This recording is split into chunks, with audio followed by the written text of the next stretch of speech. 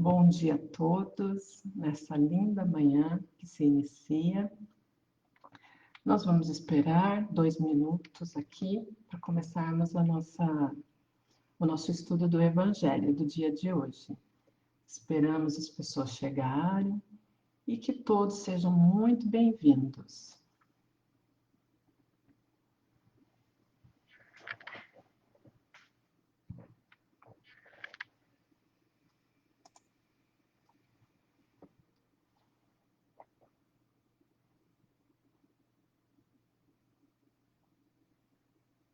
Mais um minuto e nós já podemos começar o nosso estudo de hoje.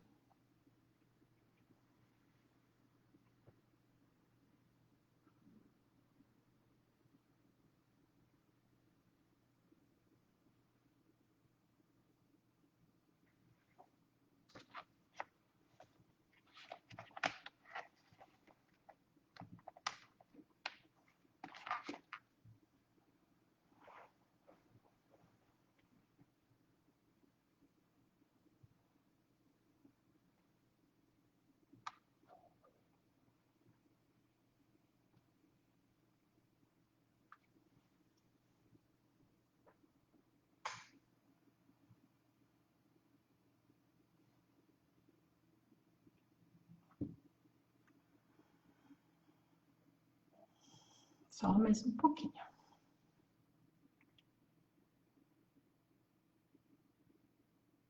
Bom, já deu nosso horário, já são 9 horas.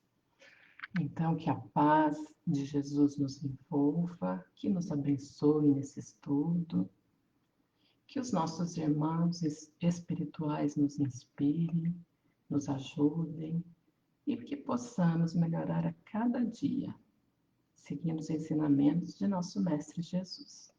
Que assim seja. Nós vamos continuar, na verdade, o estudo do capítulo 25, Buscai e Achareis. Nós vamos falar hoje sobre dos itens 6 ao 11. Eu vou começar com a leitura do item 6. Observai os pássaros do céu. Não ajuntei tesouros na terra, onde a ferrugem e os vermes os devoram, onde os ladrões os desenterram e roubam.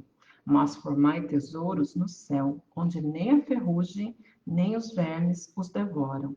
Porque onde está o vosso tesouro, aí também está o vosso coração.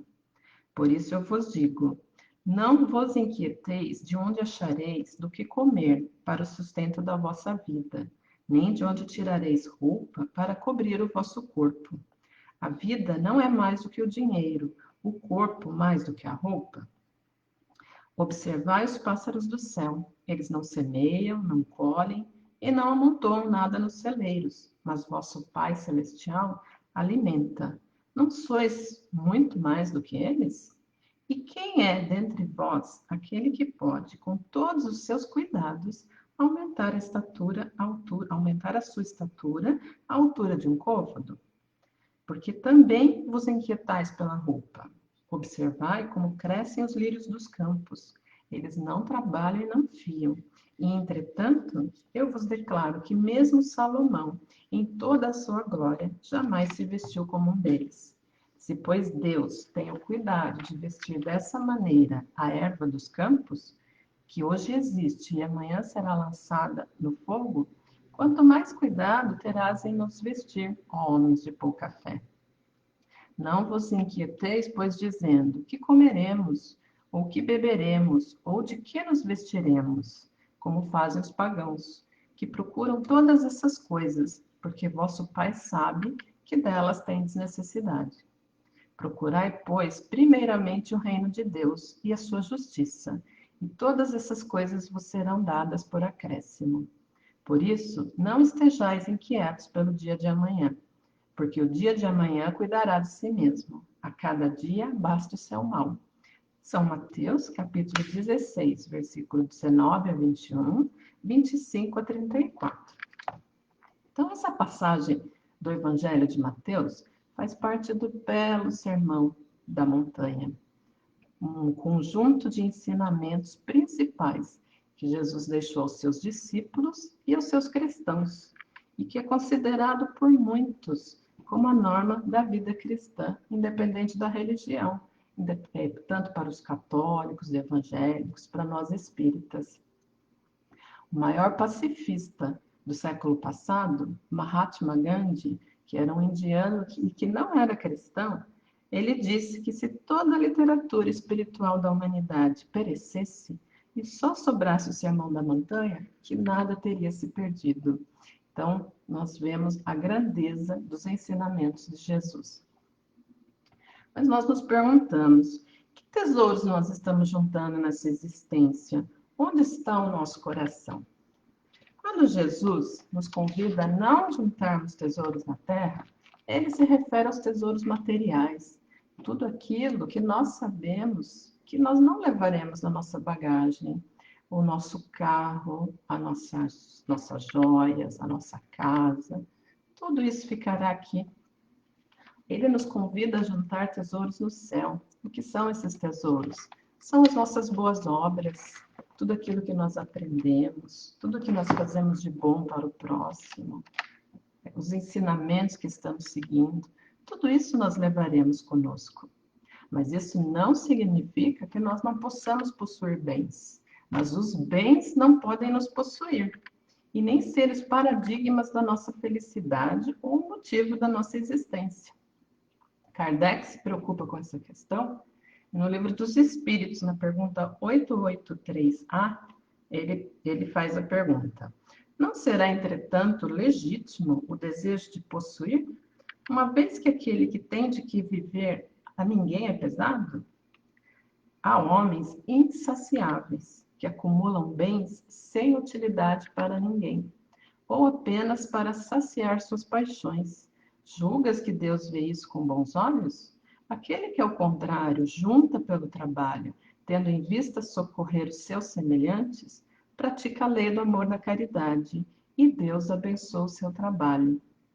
Então, possuir bens não é um problema. O problema é a nossa conduta diante desses bens. É o apego que temos a esses bens e a caridade que deixamos de fazer. E quando Jesus nos diz para não nos inquietarmos com o que comer ou vestir e com o dia de amanhã, ele não está querendo dizer que a gente fique esperando passivamente que tudo caia do céu como por um milagre. Na verdade, ele deixa aqui um amparo. Uma vez que até mesmo as ervas dos campos são vestidas com cuidado, imaginemos nós que somos filhos de Deus. Nós não ficaremos desamparados. Mas então, de que forma é feito esse amparo? Em Mateus, no capítulo 16, versículo 27, Jesus diz: porque o Filho do Homem virá na glória de seu Pai, com os seus anjos, e então dará a cada um segundo as suas obras. Então, esse amparo depende muito do nosso comportamento, da nossa conduta, das nossas obras. Esse amparo pode vir como uma inspiração, aqueles momentos que nós precisamos de uma resposta para algum problema, nós precisamos resolver alguma coisa. De repente a gente fala, nossa, do nada me veio a solução. Então nós sabemos que não foi de repente, que nós estamos sendo amparados. Esse amparo também pode vir em forma de lição. Nós podemos sofrer as consequências de uma atitude que não fizemos de forma correta? Nós podemos. Mas uma lição é um amparo? Sim, qual é o pai que não corrige o seu filho? Então, nós temos que estar atentos quanto à nossa conduta, quanto àquilo que nós fazemos, e não nos vitimizarmos. Em 1864, no Evangelho segundo o Espiritismo, Kardec diz que a Terra produzirá bastante para alimentar todos os seus habitantes, quando os homens souberem administrar os bens que ela dá, conforme as leis da justiça, da caridade e do amor ao próximo.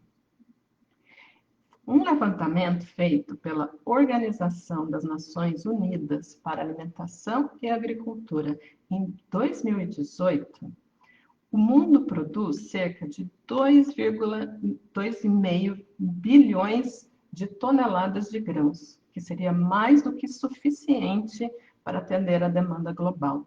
E ainda assim, quase 1 bilhão de cidadãos passam fome pelo mundo afora.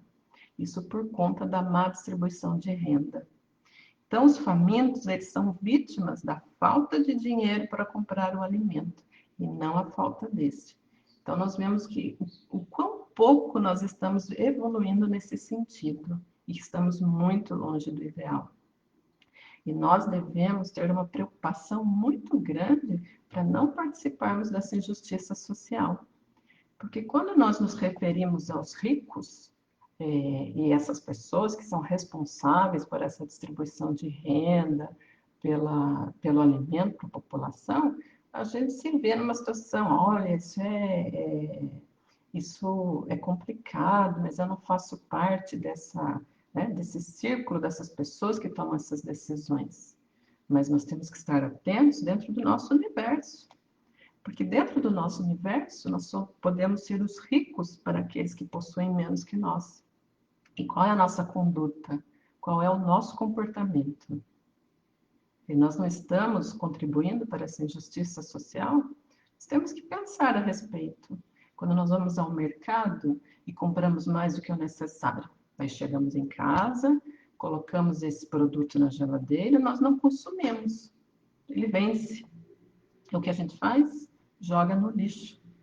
Esse é um comportamento cristão?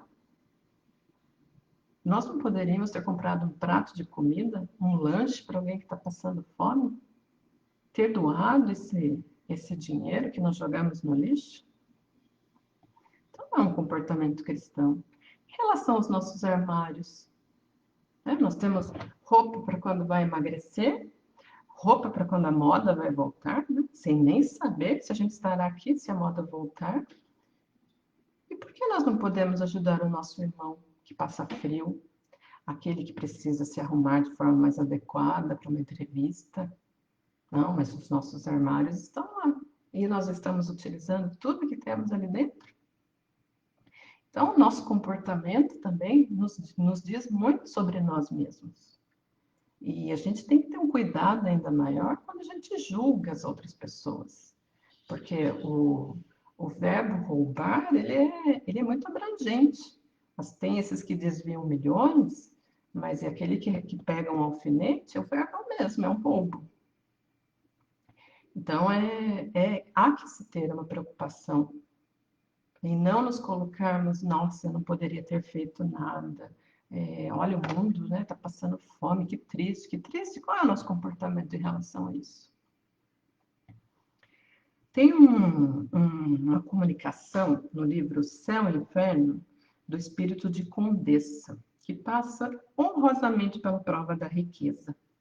Então, essa condessa, ela administrava seus bens de forma que ela evitava o desperdício e as despesas supérfluas. Então, ela poderia utilizar aquilo que metade da sua fortuna para ajudar os necessitados. Então, com esse exemplo, também nós podemos ver que o dinheiro é também um poderoso auxiliar para conquistarmos a fortuna imperecível, né? Que os ladrões não roubam, as traças não roem e a ferrugem não consome. Então, tudo depende da nossa conduta, do nosso comportamento. Essa referência, essa condessa, é só um pequeno trechinho do que tem nessa comunicação. Então, vale muito a pena a leitura. Está no livro Céu e Inferno, de Kardec. Não vos inquieteis pela posse do ouro. Eu vou ler também esse início do item. Não vos inquieteis pela posse do ouro ou da prata, ou de outra moeda em vossa bolsa. Não prepareis nem um saco para o caminho, nem 2 roupas, nem sapatos, nem bastão, porque aquele que trabalha merece ser alimentado. Quando Jesus enviava os seus apóstolos para que eles pregassem a boa nova, eles os instruíam para que eles não se afadigassem pela posse do ouro, porque eles iam justamente pregar o desprendimento material. Então, eles precisavam de simplicidade e da confiança na misericórdia divina, aquela que não desamparam aqueles que se propunham a trabalhar. Mas esses ensinamentos de Jesus, eles eram adequados para aquela época e para aquela situação em que os recursos eram diferentes dos recursos que nós temos hoje. Os meios de comunicação, os meios de transporte. Mas existe um ensinamento moral muito profundo nesses ensinamentos que Jesus dava aos seus apóstolos. Ele os instruía a não se ressentirem quando as pessoas não quisessem ouvi-los, que eles seguissem e que procurassem aqueles que queriam ouvir o que eles tinham a dizer. Também eles os instrui a confiar na providência divina, no amparo espiritual. E assim, o Espiritismo também nos ensina que nós não devemos impor a nossa fé a ninguém, e sim respeitar a crença de cada um. Então, agora, nós vamos para o momento da vibração, com o coração cheio de amor e com esses ensinamentos em nosso coração. Vamos vibrar por todas as religiões, por seus dirigentes, por seus fiéis, que cada um encontre amparo e amor onde se encontra.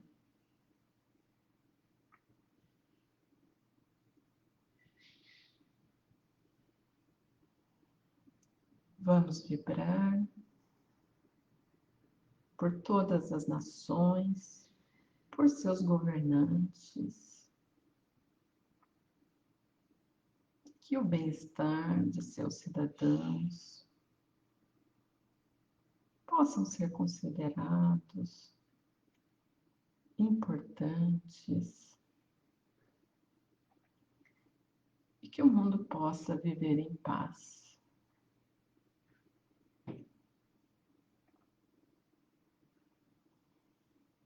Vamos vibrar pelos hospitais, pelas penitenciárias, pelos asilos, pelos orfanatos. Que todos os nossos irmãos recebam amor, carinho, amparo e sigam em sua caminhada evolutiva.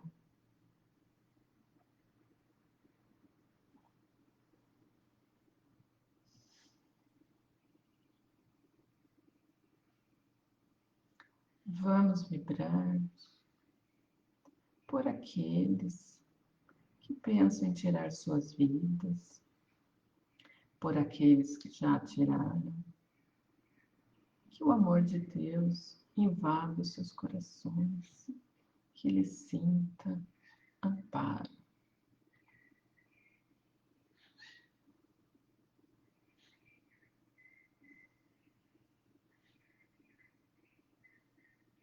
Vamos vibrar por todos os profissionais que estão trabalhando nesse momento de pandemia, dos hospitais, daqueles que cuidam da nossa subsistência e daqueles que precisam garantir o pão em sua mesa.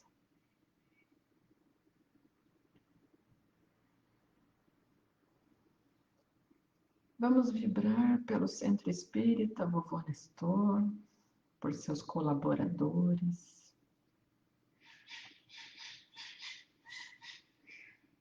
pela creche, pelas crianças, que todos possam ser amparados e recebam auxílio espiritual.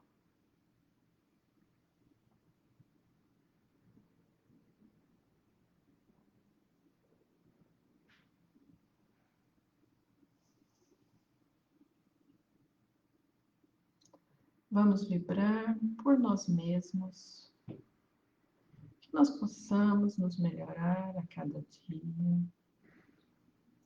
que nós possamos seguir os ensinamentos de nosso Mestre Jesus, que possamos levar uma palavra de amor e de carinho àqueles que nos procuram, sem julgamentos, sem condenações.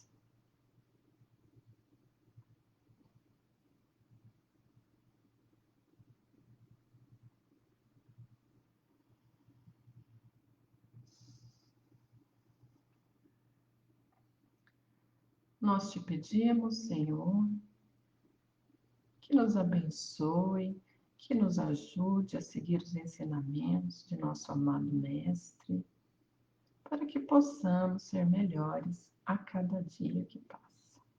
E que assim seja. Então, eu agradeço mais uma oportunidade, que nós estejamos em paz, que seja um domingo abençoado, que estão todos convidados a assistir a palestra do centro, agora às 10 horas. E até o próximo encontro. Bom dia para vocês. Muito obrigada.